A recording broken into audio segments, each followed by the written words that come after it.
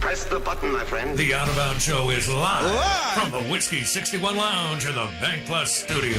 Check it out.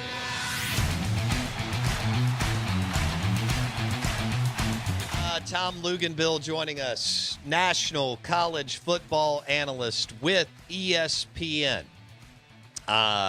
Games, studio, recruiting. Tom Luginbill on the Out of Bounds Show, ESPN 105.9 The Zone, brought to you by Farm Bureau Insurance. Bundle your car and home and save with your local Farm Bureau Insurance agent.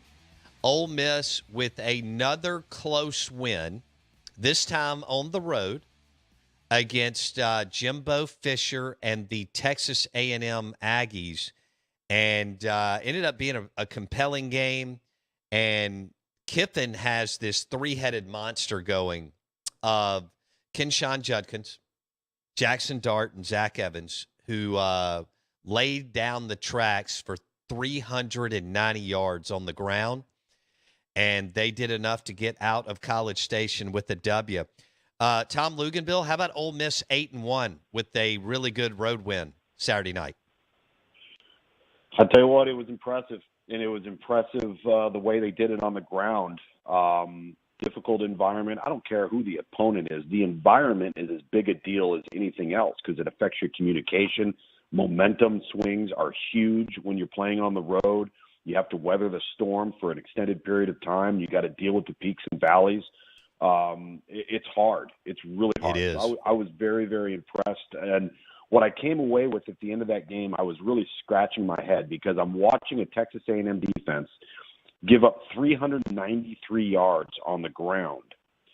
And they score with 1:30 left and 3 timeouts and don't kick the onside kick. Well, we're just going to let our defense get the ball back for us. You mean the defense has just allowed 400 yards on the ground? How's that going to work? I'm with you. Crazy. And I thought Kiffin's fake punt was so good. He just he's just about pushing all the right buttons. I mean, the onside kick a couple of weeks ago was awesome. I'm telling you, Marty Biaggi was at Purdue under Brom. Kiffin identified him, brings him in. That's 2 big plays for Yep. Kiffin and Ole Miss. I want to stay on where you were going with the running, the way that they were able to pound the rock. Tom Luginbill on the Yuengling Lager guest line. Lugs, what? Look, Judkins was unbelievable. And Sure. Evans, even in limited carries, was amazing, and he's a little hurt. But to me, the guy who won it was Jackson Dart's mobility on third down, broke the will of Durkin and A&M's defense. What did you see, Lugs? No, I totally agree with you. I thought that it's so, again, we've had this conversation so many times, man. When the quarterback can create when things aren't ideal, it changes everything. It changes how you load the box. It changes how you account for having to deal with 11 on 11, because generally when the quarterback's on a runner, you're playing 11 on 10, right? You have an advantage. There's no advantage with this defense or any defense when you're playing against a quarterback that if things aren't ideal, the play's not dead. It's not a 3-yard loss. It's not a 7-yard sack. It could potentially be a game changer. It could potentially be a big play because you're able to get out of trouble. And I think that is something, and it doesn't matter, like every weekend when I travel and I'm talking to coaches and we're talking about, challenges of the opposition and this and that. When you start hearing coaches go, oh man, this quarterback, man, when he takes off and moves, it's a problem. And it is a problem. It's a problem each and every week. And I don't know in today's game if there's really an actual answer for it, right? I mean, it's more of we just got to contend with it. We got to hope we have good enough players to weather the storm. Most people don't. Some people do. And it just creates huge challenges for you on defense. All right, Kenshawn Judkins. He is a true freshman, Tom. And I think he's the best freshman running back in the country, and then he's one of the best running backs regardless of classification in the country. How do you see it? I totally agree. I will tell you wholeheartedly, we missed on him I was going back and going, where were we on this guy? And I'm looking at our write-ups, and I go and I see that he ran laser timed 4.8 in the 40-yard dash in high school, which is not good, right? It's not where you want to be. And that being said, it was probably one of the reasons why we didn't have him ranked where we should have had him ranked. And then when I had Ole Miss versus Georgia Tech, and this was early in the season, and of course you've got Zach Evans. They're just starting to figure out what they've got with Quinjon. And Lane Kiffin said, he reminds me so much of Josh Jacobs. Wow. He goes, he's not going to outrun everybody. All right. He's not going to be a guy that gets into foot races and just wins that matchup. But what he is going to do is he's never going down upon first contact, and he's unbelievable inside the red area. If you notice him, they're always going to have him in the game when they're in the plus 20-yard line because he just pushes the pile. He breaks tackles. You get inside the 10 with him. I mean, he's an absolute difference maker. He really is. And so, I don't know, man. I've come away incredibly impressed. It's also actually made me go back and kind of reevaluate long speed on running backs versus, 6 to 7 yard bursts, contact balance, all those sorts of things, because you may not have to be the fastest guy on the field. Does it help? Absolutely. Is it a completely critical component? Maybe it's not. Yeah, and one other, Tom, you look at the film, he hits the hole. For a young guy. I see so many times, and I'm an amateur. Yeah. I'm sitting there sipping on a Blue Moon, and eating wings, and you guys are breaking all this stuff down. But I'm watching him, and I see other backs that may be just as talented with blue blood programs that it takes them a year and a half or so to understand where they're supposed to go. This guy understands the flow of the offensive. This has got to be coaching by Kiffin and his guys. Understands the flow. This guy hits the hole to be a true freshman. That's what's remarkable to me. I don't know if it's so much coaching as it is natural instincts of things looking slow for him. Like what he sees in front of him happens slowly. So he sees the tiny crease. He sees the gap moving. So, for example, let's just say that we're going to run inside zone, and our landmark, our target as the running back is to lead to the outside foot of the right guard. If we're running zone, to the right, or we're going to run wide zone, and we're going to be the outside foot of the offensive tackle. Like once you make that approach, but then the ball snaps, things change, right? The gaps move. The thing, it goes upfield, it goes laterally, and you've got to have a sense of maintaining that you still have to hit your landmark, even though things have moved. And then the vision part of it comes into play. And I just think that's where he's good. He sees the moving parts happening in front of him. And if Zach Evans gets healthy in their bye week, oh boy, hello. Now, does he run on clouds or what? He literally looks. He is so light on his feet. Yes, he literally looks like he's running on a cloud. Boy, that three-headed monster of Judkins, Evans, and Dart is incredible. Tom Luginbill, national college football analyst with ESPN. He joins us on the Yuengling Lager guest line. Lugs, Jimbo's in trouble. I mean, it's just time to. They're 3-5. They're coming off 4 straight top 10s, a couple of top 5 recruiting classes. I understand that Wigman looked good, and I understand that he has found a quarterback. Yeah, I do. They want to be good now, Tom. I mean, they want to be in the mix and in the talk and hosting game day, and they want Tom Luginbill talking about them, and they want to have maybe one loss right now, and they're light years from that. Where is this going, Tom?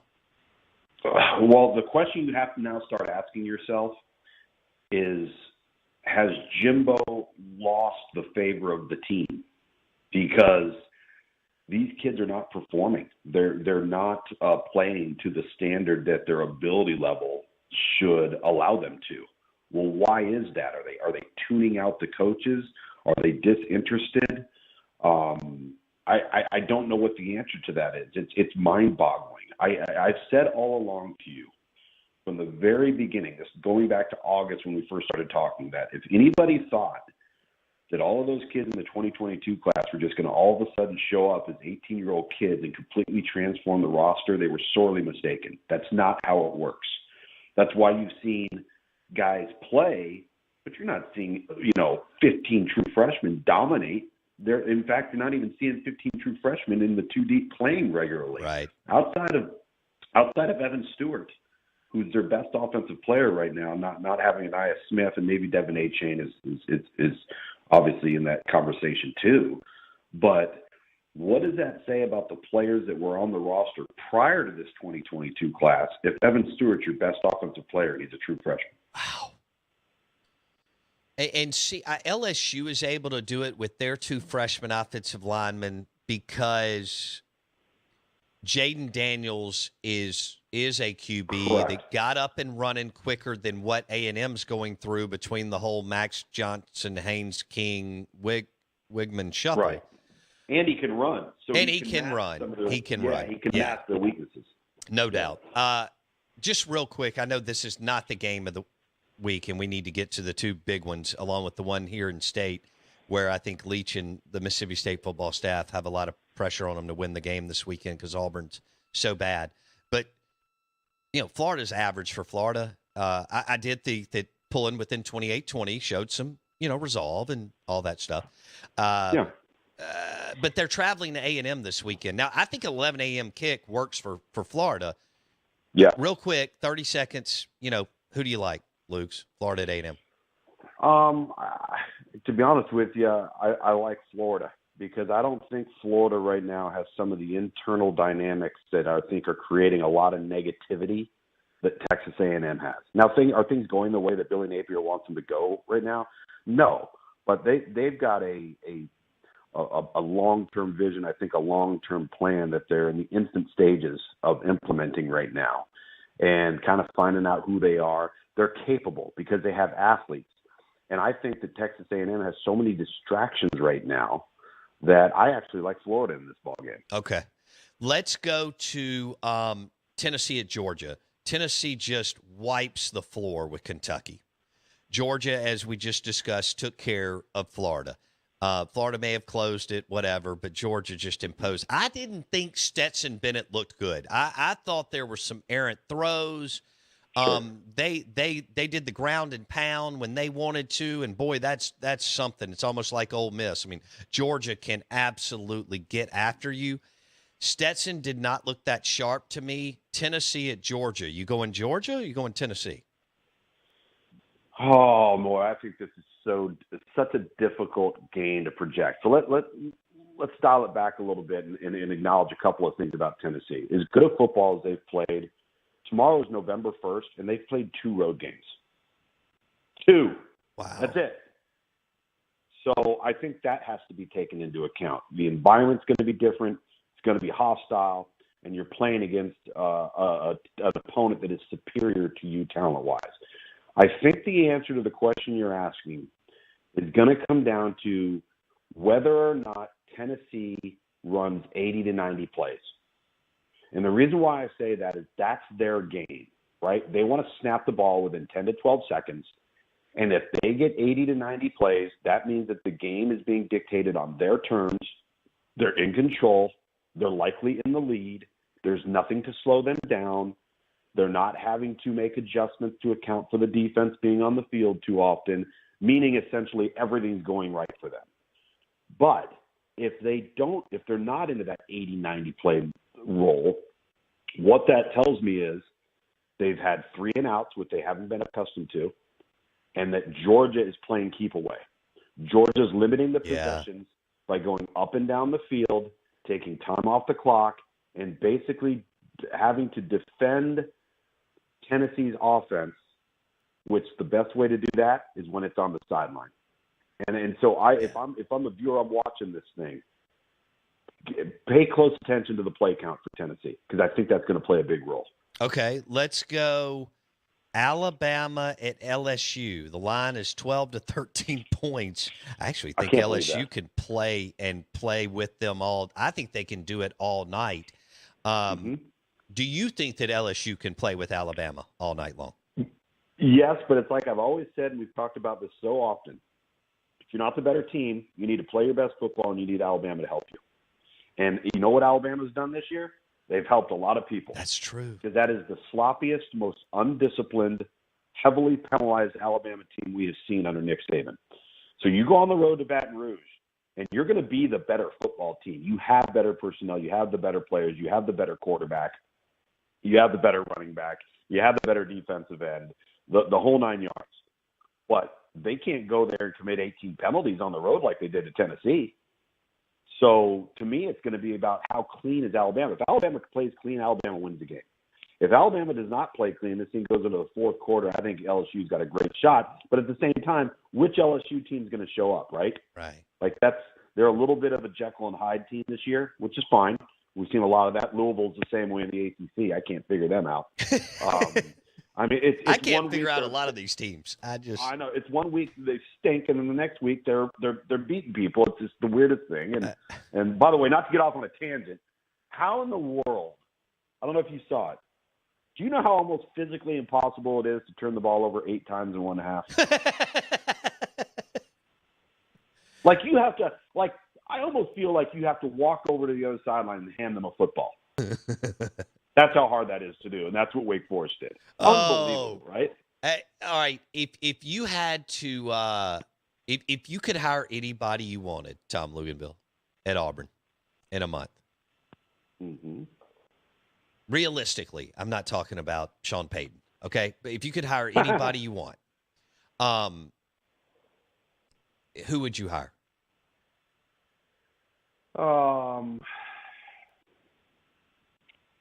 Given the fit and the knowledge of the conference landscape and the university, I'd probably, even though I don't think it's going to happen, I would go after Hugh Freeze. I just think that job is so difficult and has so many hands in the cookie jar that you have to bring somebody in that fully understands it, fully embraces it, and is willing to do it anyway. Because I think that's one of the challenges of hiring somebody there. They're getting to the point with how they conduct business that people don't want the job. It's kind of like Texas was. Do you remember when Texas hired Charlie Strong? Yeah. Charlie Strong was like the 5th guy on the list. Well, why is that? Because there's something wrong internally. And I think that's the challenge for Auburn right now is, yes, you can make a lot of money. Yes, you can get rich. Can you win there? Absolutely you can. But the problem at Auburn right now is they need a recruiter. Their talent has dropped off so significantly from what they were playing with just 4, 5, 6 years ago that they better get somebody in there that can recruit the SEC, and the priority is recruiting, not coaching. Okay. If you had to bet $100, Coach Prime gets a job in a month or so, is there something that job or a job? That he is offered a job that he will take? I would probably say that's likely to be something that could occur. Yeah. Now, I think the one thing that we've got to acknowledge with Deion is that he is at a program right now where he answers to nobody. Right. Like literally nobody. What's going to happen when he's in a job with power brokers and politics and bureaucracy and hands in the cookie jar and a huge microscope on the program? Nobody cares about Jackson State, right? That you know what I'm saying? That's different. It's a different landscape. Now, is he capable of handling it? Yes, I do think he is, because I think he's savvy and he knows what would come with those things. But I don't think he would take a job where you don't have the resources to win. Like I don't think he's Georgia Tech. so No. far. No, don't take. That's not a good job to take right now. No, exactly. That's not a job that you take. So I think he's savvy enough and smart enough to realize that if I'm going to make this move, I've got to have the resources at my disposal to actually make it work. Okay. Were you surprised? Speaking of college football playoff tomorrow night rankings. Surprised by what? Were you surprised Ohio State struggled on the road at Penn State? No, I'm not. And I actually think it was good for them. Gotcha. And the reason why, look at their schedule. Bo, I mean, they haven't played anybody. No. They've boat raced everybody. They haven't been challenged. They needed that to happen. And listen, Penn State is clearly a better team at home than they are on the road. Sure. But again, you talk about the environment, man. Those places matter because, again, it affects communication. It's loud, momentum swings. How does your team handle it, especially if you've got some youngsters playing? They get caught up in all of that, and then they can't get out of a hole. How they won that game, to me, was incredibly impressive. It needed to happen. I think it will press the reset button for them, get them ultra-focused, because they know what's coming against Michigan. Because until they play Michigan, they got Northwestern this week. I mean, Northwestern might be one of the top 5 worst teams in college football this year. So they needed that challenge on the road. Okay, Mississippi State's a 12-point favorite over Auburn. What do you think about that? I think that they'll win by more than that. Okay. To be honest with you. All right. Auburn can't function at quarterback. No. And they can't. I mean, they can't function, and I don't think they're set up to play against an offense like Mississippi State. All right. Unless Auburn comes out in Alabama's uniforms. One more. We got 1 minute. If you had to vote for the Heisman today, would you vote for Hendon Hooker? I would vote for Hendon Hooker, or here's my dark horse. I would vote for Drake May. Okay. You talked about him last week or the week? Nobody's paying attention. I'm just telling you. He is in a different category. He's a top 5 overall pick. Is Hendon Hooker a top 5 overall pick? Because I think he is, but you know more than me. I don't think he is, and I'll tell you why. I think that the offense that he plays in is going to get heavily scrutinized by NFL people because nobody that's come out of it has succeeded in the NFL. I think that's going to hurt him.